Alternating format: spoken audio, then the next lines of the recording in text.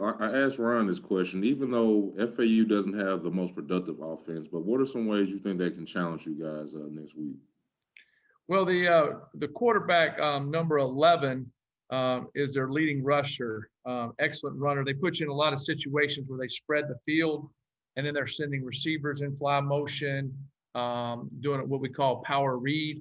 So he's reading different things, and then they'll read one way, and they'll be pulling linemen the other way. So if you get upfield, they pull back the other way. It's an interesting concept. And then number 8, the wide receiver that came from Clemson. He's a really good player. And Chase, he's athletic, fast. He's caught 21 balls this year, but he's been targeted 44 times in their 8 games. Those are the guys we really got to be concerned about. Number 6, Tronte, the other quarterback. He's kind of a more of a player that can pass the football and run it. They're a little bit more traditional offense. When he's in, they'll still run the football, but when 11 Posey plays, it's really more of an option type offense. He has a really strong arm, but there's more. He's keeping the ball to run it, and then when 6 is in, it's a little bit more RPO. Terry. Hey, Coach Mac. First of all, it's like you lost a few weight, so you must have skipped Thanksgiving dinner. I skipped Thanksgiving dinner. Yes. Yeah, hey, first of all, I know doing this season is a very taxing season. The first group, they really did good. They just couldn't all our shots was in and out. Just first game jitters. So when we came in, we just knew we had to just lock up and get easy buckets. And keeping those guys. And final question from Danielle Lerner. How difficult has that been for you? This question is for Damien as well. Well, how did you think that hard for everybody to always stay concentrated during this pandemic season? I think everybody on the Zoom call has felt the different anxieties, the different thoughts and wonders what's going on. On top of that, with everything else in our country, it's been big. And I think I would say it's been an amazing year. To be honest with you, it's been hard. But I think it's been an amazing year the way we're shaping different athletes, thank you very much. And doing different things. And people appreciate it. I think to everyone who took part in the press conference, thank you. Stats have been posted online. I know Coach Silverfield did a great job of staying positive through the whole thing. There's been tough moments, but I really believe if you don't go through tough moments, you don't grow as a person, you don't grow as a team, you don't grow as a player, you don't grow as a coach. You're always growing. I've done it for 30-something years. I'm still growing and learning. But these young men have been inspirational to me, watching how they've gone through all this, all the different things we've had happen, and them to just keep fighting and fighting and fighting. And we keep getting a little bit better each week.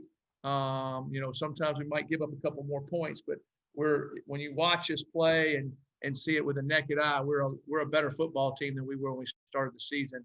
On defense, and I'm really overall, but I'm really just my point of view on defense. I think we've really have made some strides. We'd like to be better than we are, but we've made some strides. And also Mojo, he's consistently been consistent all year long, but the last couple of games he's actually raised his game up even better, even though he's fallen under the radar. Talk about his development this season.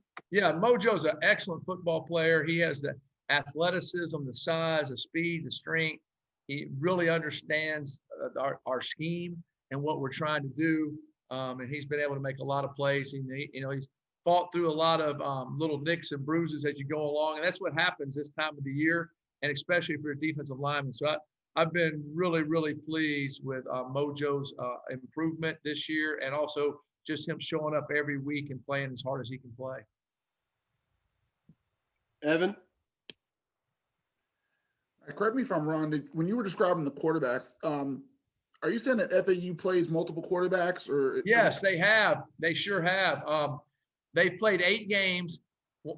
One quarterback started 4. The other quarterback started 4. And basically, almost in every game, you see both of them. I would imagine we are planning on seeing both. We are practicing for both. They're similar, but they're different. If that makes sense. 11 is more of a runner. But he can throw it.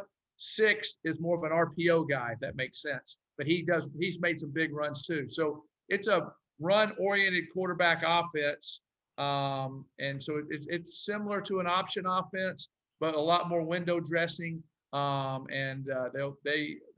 you don't have your eyes in the right place and have your technique and correctly, you can be in trouble. So we've worked on it hard. So my question then is, you guys have pretty much prepared for, I think of at least 3 games this year. You've had to deal with multiple quarterbacks. So by now, is it just kind of normal now? You guys are used to scheming for multiple guys at this point in the season? Well, I think the kids are listening now when I say, hey, we're going to see both these guys. This is what this guy does. This is what this guy does. And after it happened the first time, they've really started listening and understanding that. And so they understand why we're making certain calls against certain quarterbacks. They kind of know when a guy comes in the game, there's certain calls we're going to make. And that's how we have to practice it and work with it. Brian? Hey, Coach, with everything that's happened this year with COVID, opt-outs, injuries that you guys had to deal with, how have you grown as a coach? And is there anything that you've learned about yourself? Well, great question. You know, you grow every year. You better keep growing, or you'll disappear. You know, you got to keep growing. You got to keep moving. And the way our game is, it's so offensive oriented. It's so offensive, pro offense penalties and everything they're doing. It makes it tough.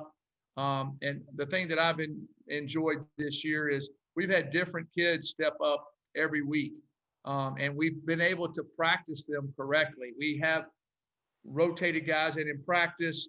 We've worked on it in practice. We've played guys at multiple spots, understanding COVID could hit at any time, along with injuries. So we've had the combination of both hit us on a Thursday or a Friday. We've had injuries, we've had COVID, all of it. And so I think that's helped us as a coaching staff prepare multiple guys. And we've adapted the way we practiced a little bit, and from our walkthroughs to how we rotate in practice, so kids can get the looks that they can. And I think it's helped us develop some more depth.